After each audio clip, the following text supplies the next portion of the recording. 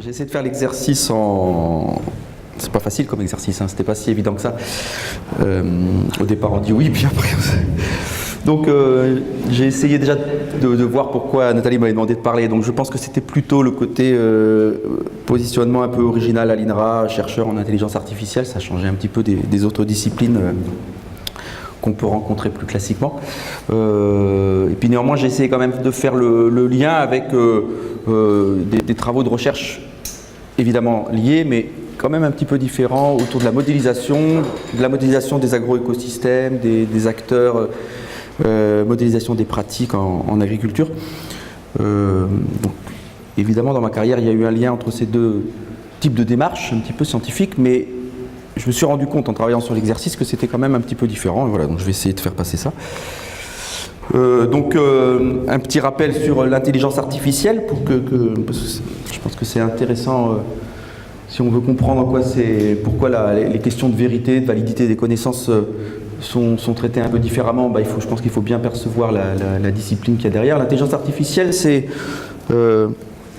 une science plutôt récente de conception, alors j'essaie d'utiliser des mots, conception on pourrait dire de programmes informatiques qui tournent sur des machines, des ordinateurs et qui sont capables de résoudre des problèmes qu'on a posés, qu'on a formalisés. Donc c'est une science de la conception pour faire des ordinateurs qui arrivent à résoudre des problèmes. Voilà. Alors c'est pas construire l'ordinateur en tant que lui-même, ça c'est plutôt l'informatique qui construit les ordinateurs.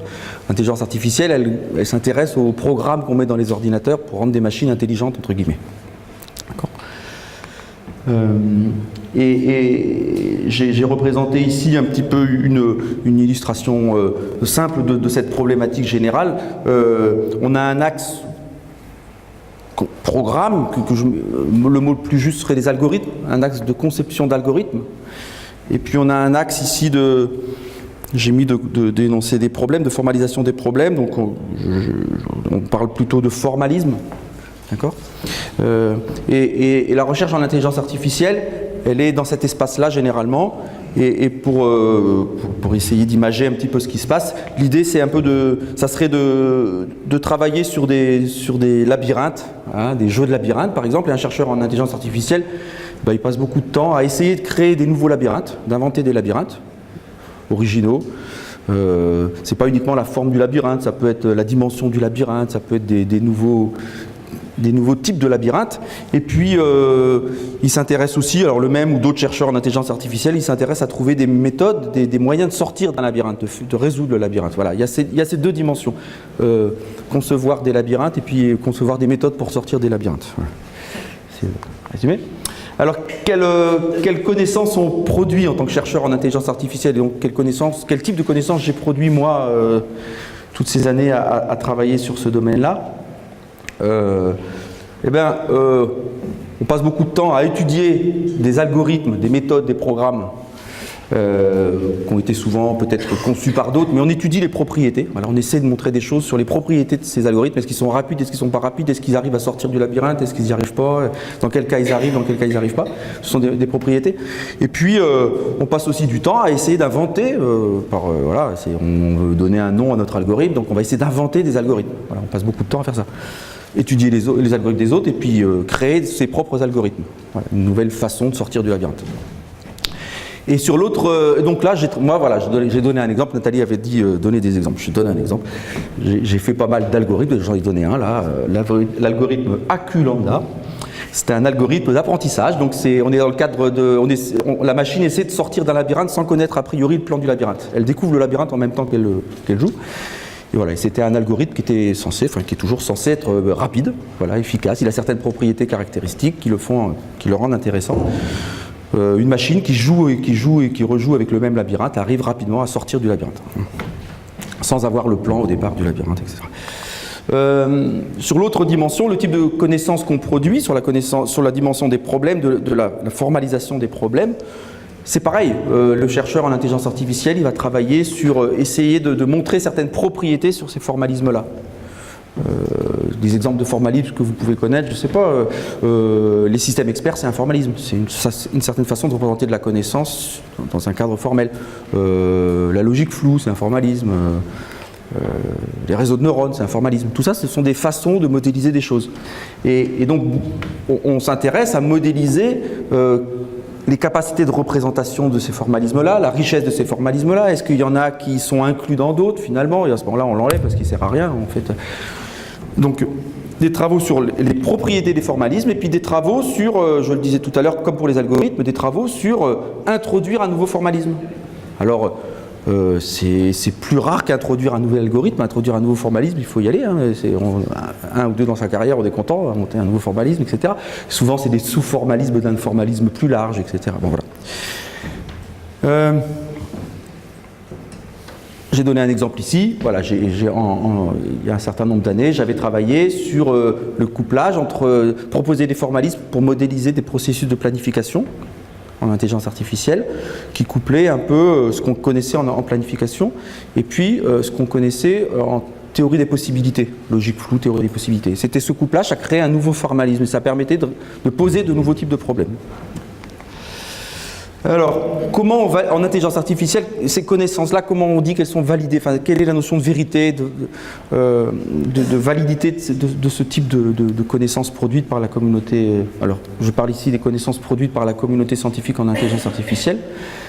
C'est principalement la preuve mathématique, la preuve logique, la preuve mathématique. C'est le premier outil de travail, quand même, pour le gros de la communauté scientifique en IA, c'est ça. Aussi de la preuve expérimentale, mais quand on dit expérimentale, c'est une expérimentation interne à la communauté, c'est souvent in silico, c'est de la preuve sur simulation, sur des problèmes joués. Donc je reprends le cas du labyrinthe, on va vraiment programmer sur un ordinateur des labyrinthes et on va s'amuser à appliquer nos algorithmes de planification, d'apprentissage sur le labyrinthe. Et on va sur des labyrinthes et puis on va expérimentalement, mais sur un programme dans la machine, sur simulation, tester que ça marche ou que ça ne marche pas. Voilà. C'est ces deux dimensions, preuve théorique mathématique et puis preuve expérimentale par simulation, qui sont le plus souvent employées dans la plupart des papiers qui sont publiés, quoi. De plus en plus aujourd'hui, alors avec l'avènement du big data, du numérique, etc., néanmoins, on a je dirais oui, de plus en plus une validation par un accès à des données réelles, à des problématiques réelles qui était peut-être un peu moins le cas avant, où on avait une démarche scientifique plus théorique, plus interne, quoi. Un exemple on a eu beaucoup de publicité il y a quelques semaines sur ce programme de base de réseau de neurones qui a battu un des meilleurs joueurs du monde au Go. Voilà, ben ça c'est c'est quelque part c'est une preuve expérimentale, mais dans le monde réel, de la validité de ce savoir-faire sur les réseaux de neurones qui jusqu'à maintenant était plus resté aux deux niveaux au-dessus, quoi. Dans la communauté scientifique, on savait que ça marchait, on savait que ces algos étaient de plus en plus puissants, et puis là d'un coup il y a un gros test vrai qui montre que... Il reste 1 minute.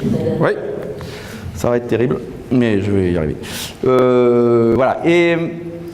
Si j'aborde, juste pour finir, le deuxième volet, qui est le volet comment j'ai appliqué tout ça à la problématique de modélisation des problèmes de conduite dans les agroécosystèmes. L'idée, c'était dans le monde des acteurs avec lesquels dans ce monde-là que j'ai découvert un petit peu à l'INRA, le monde de la production agricole, des exploitations agricoles, etc.,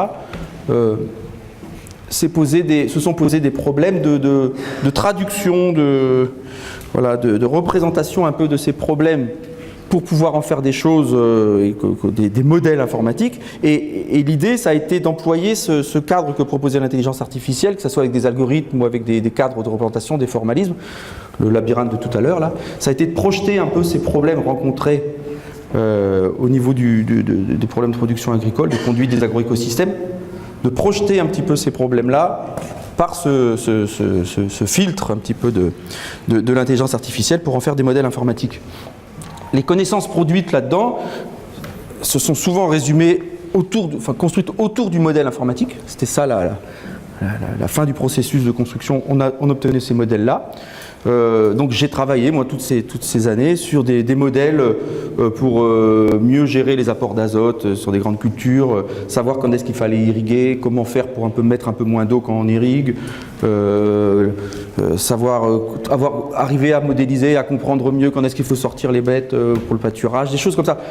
C'est toujours des problèmes un peu de conduite, soit comprendre, soit optimiser, soit mieux explorer un système, et on en faisait un modèle informatique. Voilà.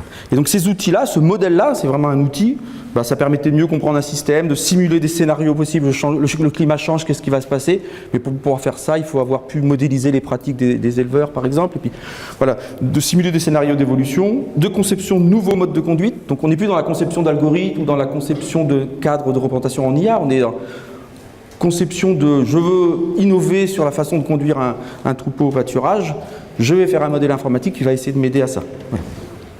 Jusqu'à un peu d'aide à la décision opérationnelle dans ce type d'outils. Et quelle validité de ces connaissances le type de connaissances manipulées ou produites, c'était, je l'ai dit tout à l'heure, autour du modèle informatique. Et la principale validité de tout ça, c'était que c'était utilisé. Voilà, on est vraiment dans une vision utilitariste un peu de la connaissance, et les modèles, moi, toutes ces années où j'ai travaillé sur ce type de modèle qui modélise des pratiques, etc., le concept, est-ce que le modèle est vrai, pas vrai, est-ce qu'il est validé, pas validé, c'était déjà très difficile à faire, et puis on n'était pas là-dedans, quoi. C'était plutôt est-ce que le modèle il tourne un peu, il marche, est-ce qu'il plaît à la personne pour qui il a été fait, est-ce que l'éleveur qui voit tourner le modèle, il s'y retrouve dans ce qui se passe, etc. Donc c'est plus de la cohérence par rapport à... et pour les chercheurs et les acteurs qui les utilisent, je dois dire que moi, dans ma pratique, dans cette démarche-là, j'ai beaucoup travaillé avec des chercheurs en agronomie au sens large, très peu travaillé avec des vrais agriculteurs, et donc cette connaissance que je manipulais, la connaissance en amont que je manipulais pour pouvoir faire cette projection à travers le filtre de l'IA, cette connaissance-là, c'était déjà une connaissance travaillée par la communauté scientifique elle-même, quoi.